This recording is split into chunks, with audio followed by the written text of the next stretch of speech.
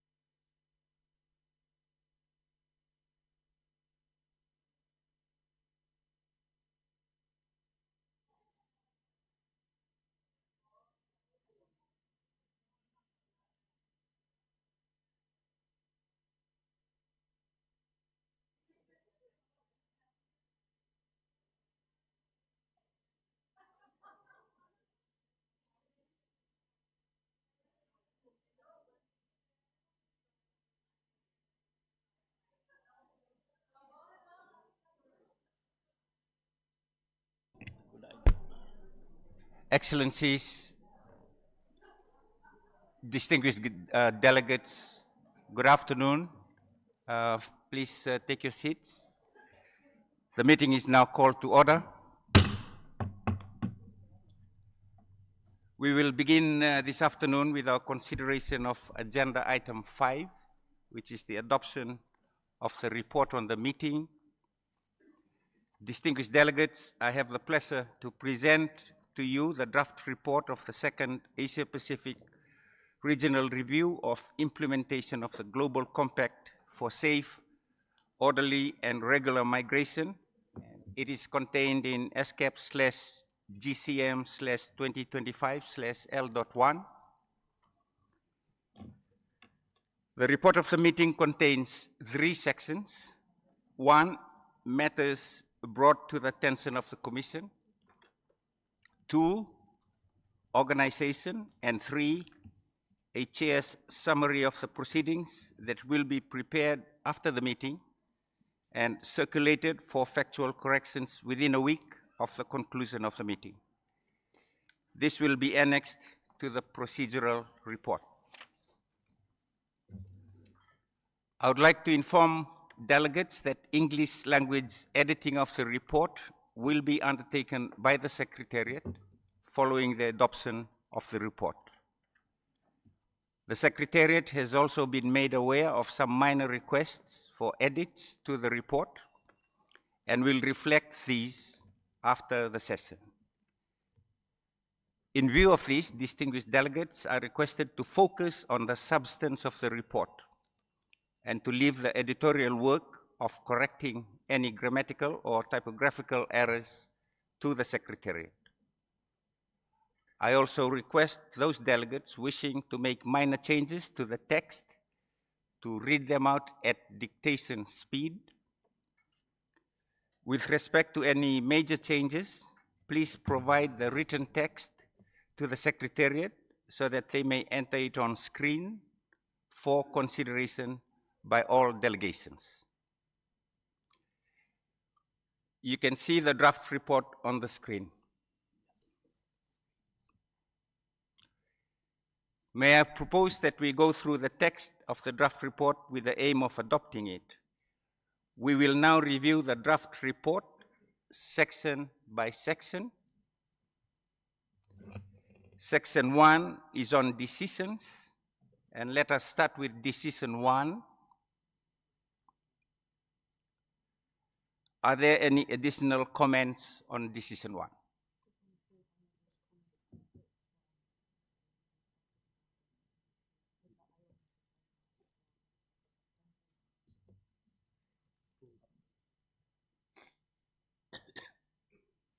Can you scroll up a little bit?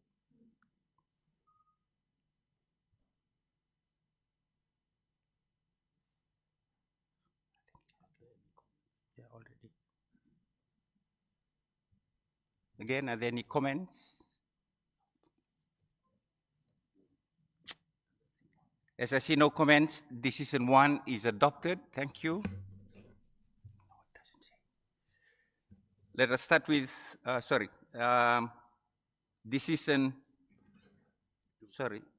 1, decision 2.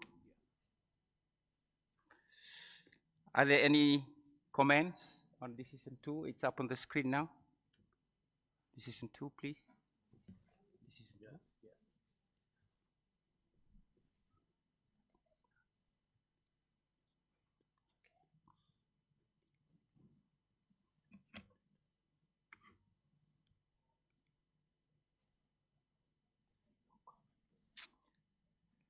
As I see no comments, decision 2 is adopted. Let us now move to section 2.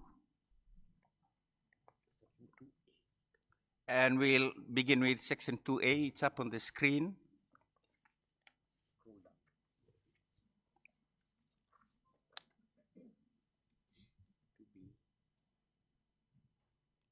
Two B is on the screen now.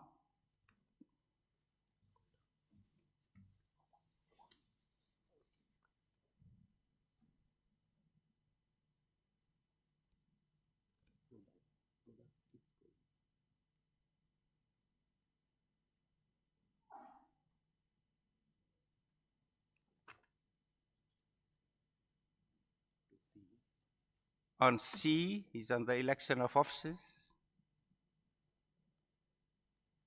And D on the agenda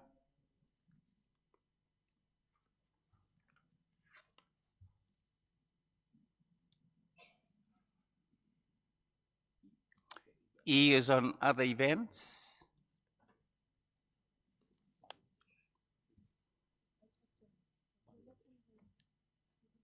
Mr. Chair, there is a minor correction in EG, that is the side event on harnessing technology and data for climate mobility governance organized by the Embassy of Bangladesh with cooperation of IOM. Thank you.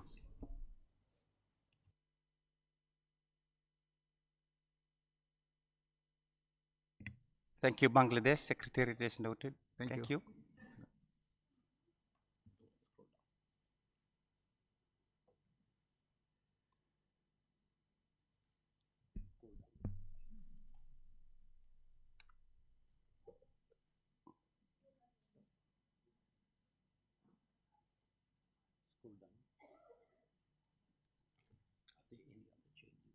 Are there any other comments?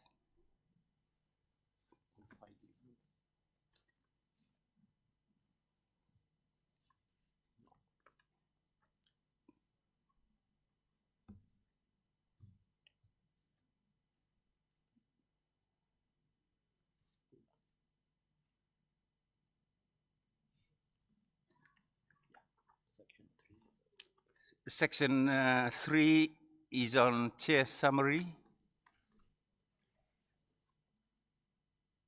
And as mentioned before, it will be circulated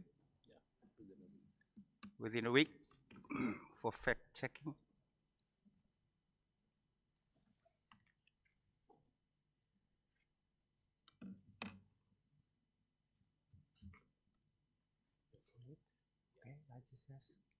Are there any further comments from anyone? Any delegate?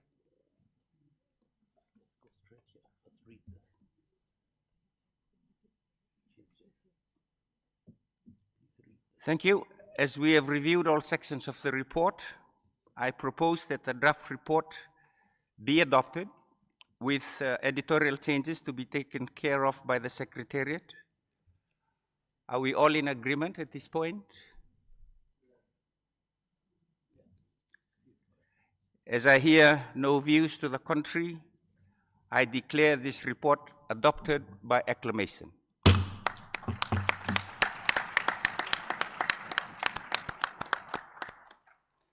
Thank you. The floor is now open to any distinguished delegate wishing to address the meeting.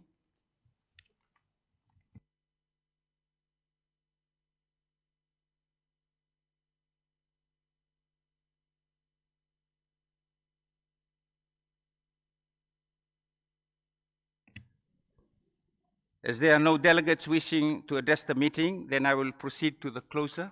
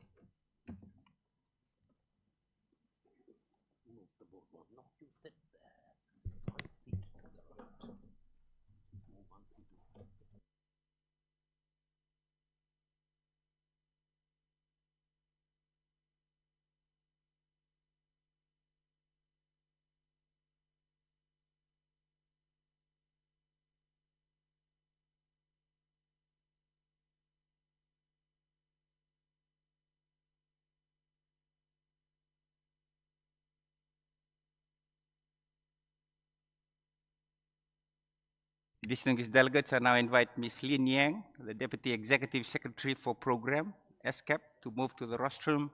She's here. I also invite Mr. Yorikato, Regional Director for Asia and the Pacific and Coordinator, Regional UN Network on Migration for Asia and the Pacific, Mr. Jonathan Prentice, Head of Secretariat, UN Network on Migration, and Mr. Gabriel Vengau Novinaka, sorry, my apologies. Pacific Climate Warriors, Fiji, stakeholder representative to the rostrum. Oh, he's here. Thank you, Excellencies, distinguished delegates. It is my honor to invite Ms. Lin Yang, Deputy Executive Secretary for Program, ESCAP, to deliver concluding remarks on behalf of the ESCAP Secretariat. Distinguished Chair, distinguished delegates, Excellencies, dear participants, UN colleagues, ladies and gentlemen. First of all, warm congratulations on the adoption of the report. The second Asia-Pacific Regional Review of Implementation of the Global Compact on Safe, Orderly, and Regular Migration is soon to conclude. I would like to express my appreciation to all of you for your participation. The deliberations that have taken place over the past 3 days have shed light on progress and the challenges, as well as regional priorities in the context of the GCM implementation. We have also identified ways in which effective implementation of the GCM can reinforce the attainment of the Sustainable Development Goals of the 2030 Agenda for Sustainable Development. In looking ahead, 3 areas deserve our attention in order to ensure safe, orderly, and regular migration and expedite effective implementation of the GCM. First, we need to ensure that lessons, good practices, and the recommendations from Asia and the Pacific are prominent at the 2026 International Migration Review Forum, IMRF. Our region is home to over 60% of the global population and 40% of the global migrant population. The voices of the migrants that live here and contribute to the region's development need to be clearly heard and articulated on the global stage. They are actively contributing to social economic development, as well as environmental protection in invaluable ways. This cannot be overlooked. Second, for any endeavor related to international migration, we need a people-centered, evidence-informed, whole-of-government and whole-of-society approach. In this regard, we value the participation of ESCAP members and associate members, the United Nations Regional Network on Migration for Asia and the Pacific, and the different voices of stakeholders, as noted in the GCM. Cooperation at all levels, from subnational to national, and from sub-regional to regional, is essential for effective GCM implementation. Third, when we worked together to move the international migration agenda forward, we cannot forget the attention should be, as within the 2030 agenda, on leaving no one behind. This implies making all migrants visible through provision of official legal identity documentations and the collection, analysis and dissemination of disaggregated data, as well as ensuring migrants' rights are protected, while migrants have equitable access to essential services. Ladies and gentlemen, dear participants, in closing, I express my sincere appreciation to the Chair, the Vice Chairs. Their guidance and foresight ensure that proceedings were carried out in a smooth manner. May I also thank the members and associate members of the Commission for your attention and engagement. Appreciation is further due to the speakers and the moderators of the roundtables that were held, as well as all international organizations of migration and the members of the United Nations Regional Network for their significant contributions in preparing for and supporting the convening of this meeting. Thanks must also be directed to all the stakeholders for their advice and for their active engagement throughout the regional review process, including over the months leading up to this meeting and the meeting itself, in which their participation has enhanced the deliberations and made them more inclusive. To end, I would like to acknowledge with much gratitude the hard work of ESCAP Secretariat staff in leading tirelessly on many elements of the regional review over the past year or more, culminating with this meeting. Looking ahead, we still need to collaborate closely with regard to forthcoming International Migration Review Forum, as well as additional work in the coming years leading up to 2030, including the fourth the Financing for Development Conference, as well as World Social Summit.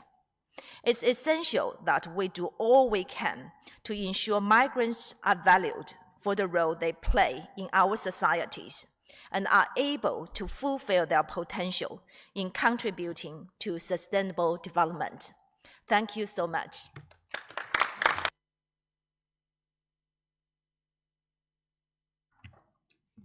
Thank you, Ms. Yang, for your concluding remarks. I now invite Mr. Yori Kato, IOM Regional Director for Asia and the Pacific, and Coordinator, Regional UN Network on Migration for Asia and the Pacific, to deliver his concluding remarks. Sir. Thank you, Mr. Chair, Honorable Vice Chairs, Honorable Deputy Executive Secretary of ESCAP, Ms. Lin Yan, Excellencies, distinguished delegates, esteemed guests, dear colleagues. It is with great honor that I address you today as we conclude the second Asia-Pacific Regional Review of the implementation of the Global Compact for Safe, Orderly, and Regular Migration. This meeting has reaffirmed the shared vision and aspiration of member states to promote well-governed migration in the Asia-Pacific region in partnership with a wide range of stakeholders and partners. We are inspired by hearing about many achievements and good practices in implementing the GCM in our region since our first regional review. Many countries have developed comprehensive migration policies through improved coordination among government offices, international organizations, development partners, and stakeholder groups. As has been highlighted in many statements and side events held here, the efforts to enhance the protection of migrants and empowerment of migrants and to recognize their contribution to sustainable development have been a key focus area. Countries have introduced measures to safeguard the rights of migrants, particularly women and children in vulnerable situations, and those subjected to exploitation and abuse. Initiatives have been undertaken, including providing legal assistance, access to health care and social services to migrants, promoting their well-being and integration into host countries. In light of the critical intersection between climate change and vulnerabilities of many migrants, countries have employed innovative solutions such as the development of climate-resilient infrastructure and the promotion of sustainable livelihoods. Special attention has been given to the needs of migrants in small island development states, including in the Pacific, who are particularly vulnerable to the effects of climate change. To improve fair and ethical recruitment practices in managing labor mobility, countries have introduced regulations and guidelines to prevent exploitation and abuse in the recruitment process. Efforts have been made to promote transparency, accountability, and fairness in recruiting migrant workers, treating them with dignity and respect. In addition, many strategies have been developed to facilitate regular pathways for labor migration, addressing both the needs of labor markets and the rights of migrant workers. The importance of ratification and implementation of international labor standards has been highlighted throughout the meeting. Capacity building initiatives have been undertaken to enhance the skills and employability of migrant workers, and also for government officials and employers as well to ensure migrant workers' protection and welfare. Efforts by several Asia-Pacific states to implement non-custodial alternatives to detention for children are an important step in the right direction, where neither children nor adults should be deprived of their liberty because of their immigration status. Regional cooperation has been strengthened through various platforms and initiatives that promote dialogue and collaboration among countries in the Asia-Pacific region and beyond. These efforts have led to many countries sharing their best practices, developing joint strategies, and implementing multi-country projects aimed at addressing common migration challenge. Here, I wish to emphasize that many of these inspiring results and progress that we have seen in our region would not have been possible without the stakeholders and migrants themselves' active contribution to these efforts, where at national or regional levels. This meeting has also reminded us all that despite all these impressive advancements in migration governance, challenges remain in our Asia-Pacific region, including ensuring the protection and rights of all migrants, improving access to regular migration pathways, enhancing data collection for policy making, building climate resilience, advancing gender equality and migrant inclusion, enabling migrants to become the agents of sustainable development, and combating discrimination and xenophobia. To address these challenges, we, the United Nations Network on Migration, remain committed to supporting governments and all of you with coordinated efforts at all levels. Before I conclude, I'd like to extend my heartfelt gratitude to all the distinguished ESCAP member states, associate member states, the UN system agencies, and other international organizations, and importantly, stakeholders, including those with lived experiences, for all your valuable contributions. Special thanks go to the ESCAP and all the member agencies of the Regional UN Network on Migration and the Stakeholder Advisory Group for your dedication and collaboration for facilitating this important dialogue. Looking ahead, let us all agree to maintain the momentum from this regional meeting leading up to the next International Migration Review Forum in 2026. Here again, we heard loud and clear how stakeholders and migrants themselves need to be included in our joint efforts and policies. Therefore, I invite you, governments and stakeholders, as you return home, please continue your conversations in implementing the Global Compact for safe, orderly, and regular migration through a genuinely inclusive whole of government and whole of society approach. Distinguished delegates and participants, the commitment made here today reflect our collective resolve to uphold the guiding principles of the Global Compact for Migration.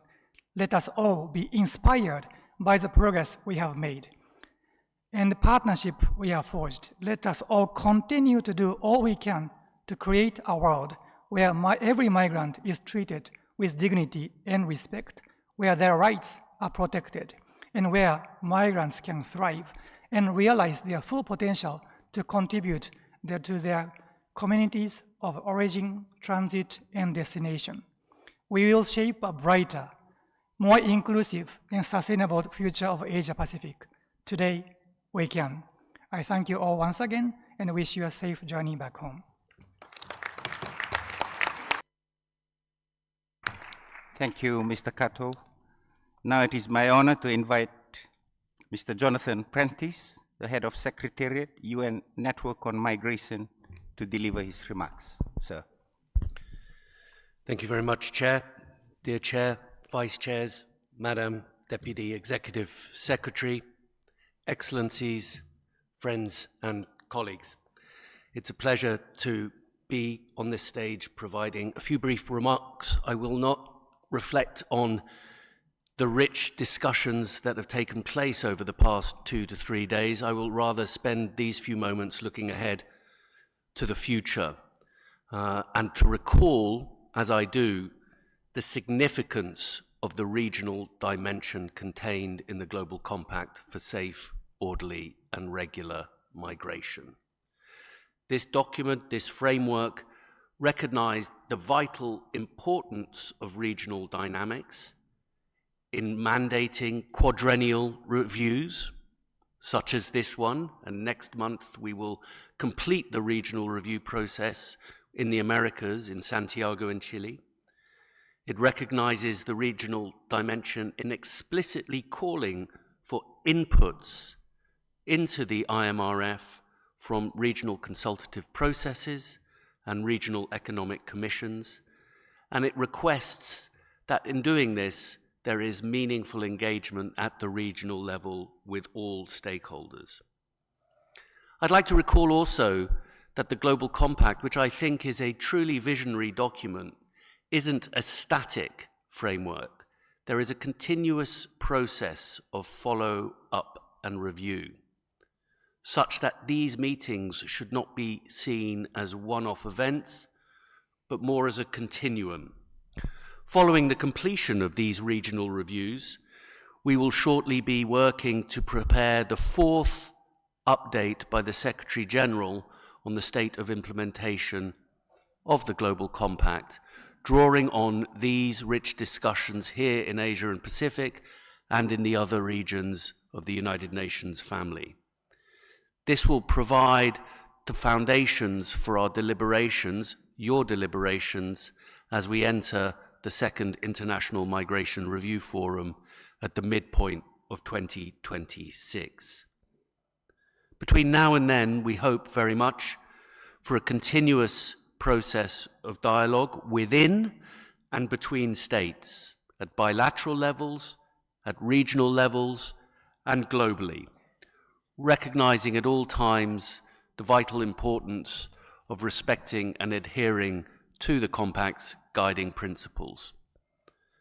For our part, the United Nations system, through the network, globally, regionally, and nationally, we will continue to work with all partners, building on your pledges, highlighting the many successes and good practices that have been developed to date, drawing on the tools that collectively we have established that make it easier to unpack what the Global Compact means for everyday reality, and recognizing the challenges that are still out there.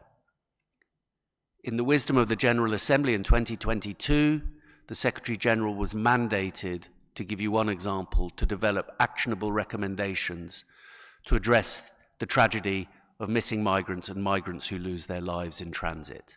We have done that. It's a sobering note that since the Compact was adopted, nearly 7,000 migrants have lost their lives in this region. We have work to do, even as we celebrate the success that has been achieved so far. And finally, the network will continue to provide space for dialogue. The Compact cannot be achieved without that dialogue. So in conclusion, Chair, I too would like to end with thanks. Principally to the Member States. This is your document, your creation. You are those primarily responsible for its implementation. And I would also like to acknowledge the 8 champion states in the Asia-Pacific region. I also want to recognize the efforts of the Stakeholder Advisory Group. This is an additional burden on them to an already full in-tray. We recognize that. I salute their efforts, and I would encourage, as my colleague Iori just did, continued engagement with them. I also want to recognize the efforts, the remarkable efforts of colleagues at ESCAP. I know it's not usually the done thing, but I do want to name check Srinivas Tata and Sabine Henning for their wonderful work.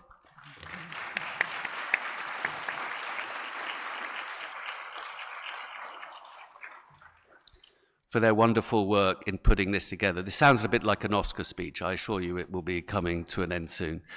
I also want to acknowledge the efforts of my colleagues in the Global Secretariat. They know who they are, and the entire UN family. We are coming together. There are challenges, but this framework provides the structure by which we can head into the IMRF in 2026, I believe, with a good degree of confidence. And that's down to you. Thank you.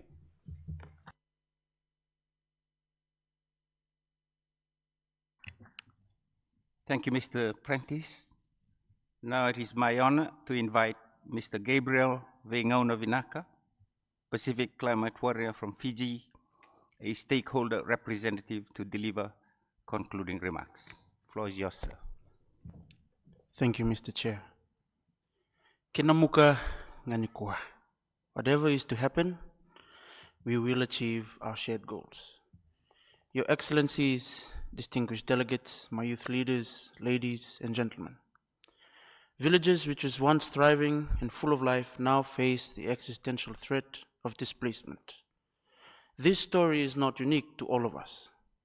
It is the struggle of countless communities across the Pacific. I would like to start with an analogy. If a canoe is sinking, do we mobilize the captain and the crew and talk about how to fix the leak? Or do we call on engineers from other canoe who are also sinking to help us? That, distinguished delegates, is a question for you and all of us to answer.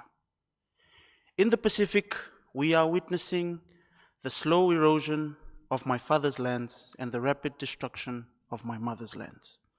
Our very identity is at stake. Its impacts would be exorbitant for our communities, costly for our governments, and risk our future generations. However, we have histories of strong warriors and resilient people. Allow me to share with you a personal story of my uncle. They have the sacred responsibility of taking care of chiefs that have passed on. It is not that they want to move, but their responsibility is sacred. They have to be in situ. They cannot move. In my brother's village, the responsibility that prevails is the mantra of the people. How can I move? And who takes care of the bones of my bones? In my sister's village, they cannot move to a land where the bones of their ancestors do not belong. It is culturally unsafe. The choices of our communities are non-negotiable, and the demands of our people are integral to our survival. These choices come with responsibility, and we must ensure that migration is not simply a response to crisis, but a deliberate process that upholds and centralizes the dignity, sovereignty, and rights of our indigenous people.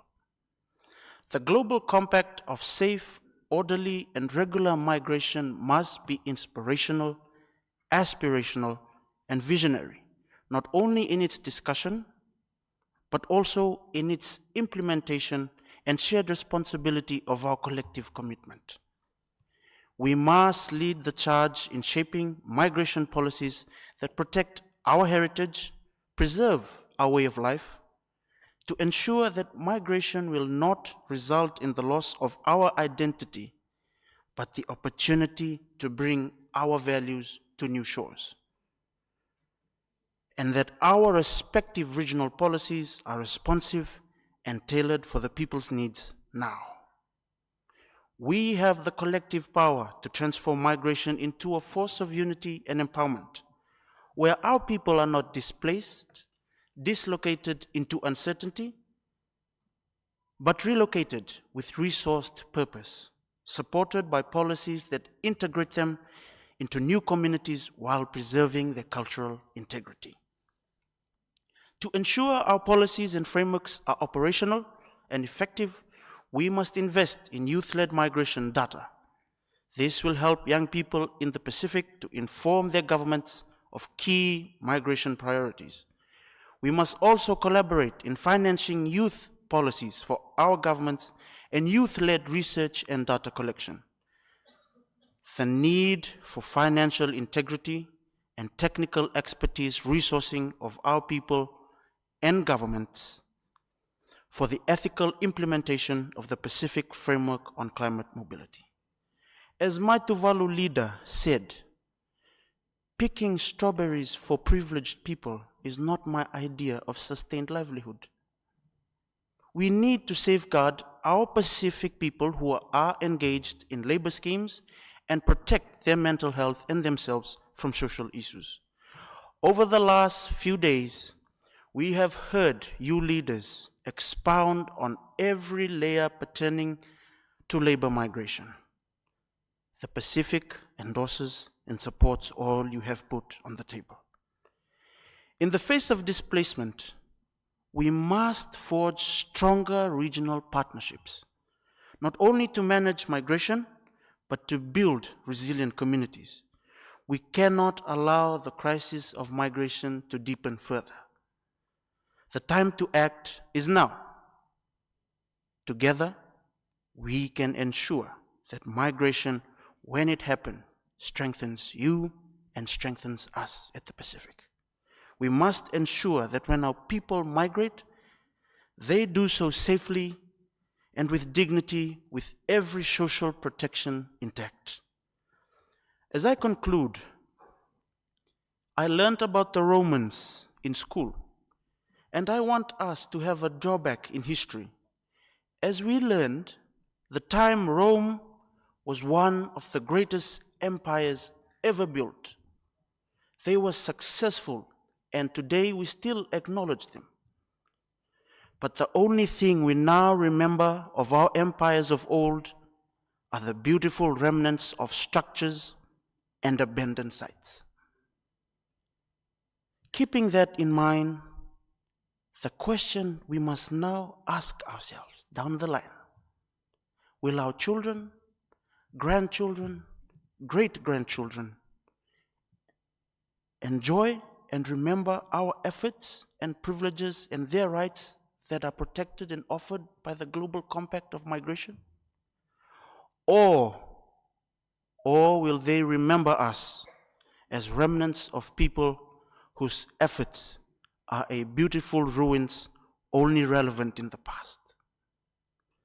Last evening, we hosted guests, and this is what was shared.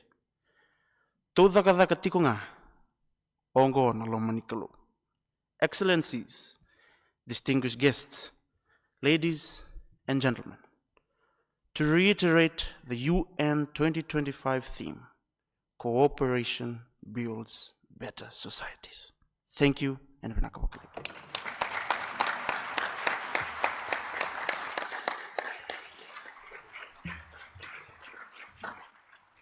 Thank you. Thank you very much, Mr. Vingaona Vinaka, for your concluding remarks. Excellencies, distinguished delegates, ladies and gentlemen, before I close, may I please remind all delegates to please complete the evaluation survey with the QR code that is posted on the side. And please take a few minutes after the closing to complete the survey. Hard copies will be distributed in the room also.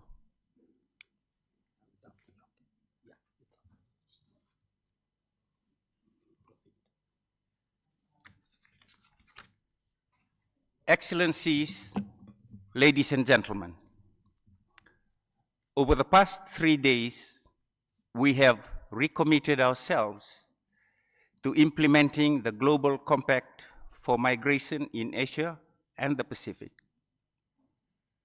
Together, we have assessed the strides made in ensuring that migration is safe, orderly, and regular. We, member states and stakeholders, have discussed common and emerging challenges and risks that still prevent us from fully implementing the Global Compact for Migration and its cross-cutting and interdependent guiding principles in Asia and the Pacific.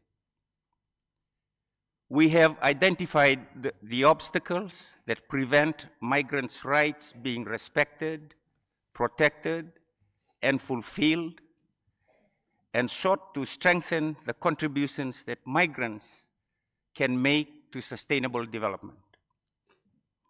Our discussions have reaffirmed that while progress is undeniable, significant gaps remain, particularly in the face of rapid digitalization, climate change, demographic shifts, and intersecting crises.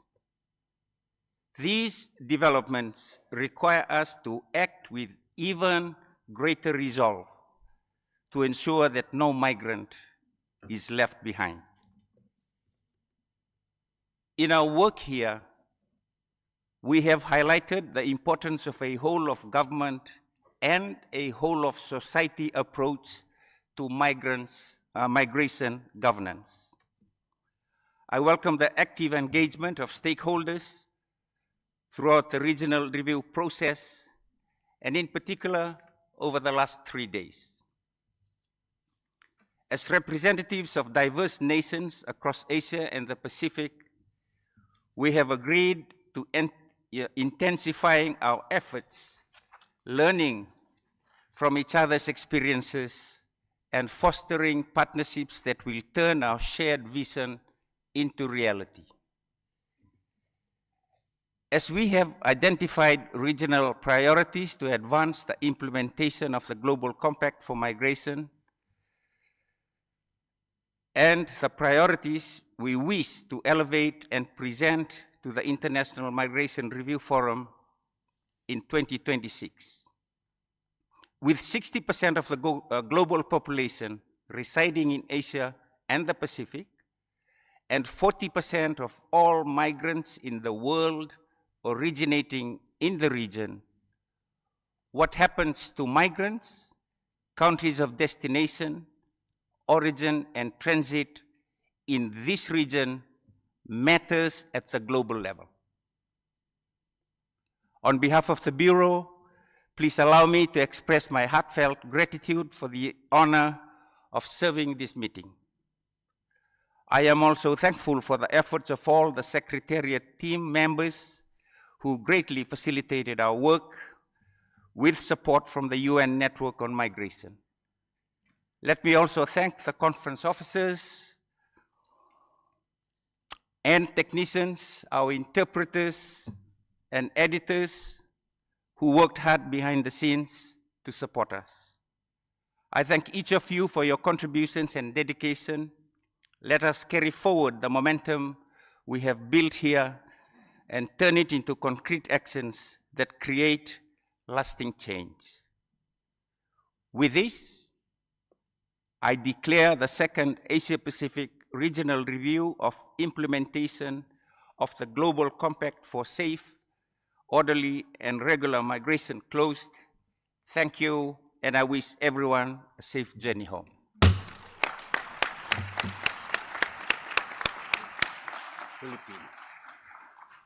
Philippines, I recognize Philippines. Thank you, Mr. Chair. The member states would be remiss in their duties by not thanking you, along with your 4 vice chairs. So we would like to congratulate you, Mr. Nauputo, Minister for Immigration, Ministry of Immigration of Fiji, and your vice chairs, Ms. Chu Bun-eng of Cambodia, Mr. Ambassador Fayaz Kazi of the country of Bangladesh, Ms. Inda Savitri of Indonesia.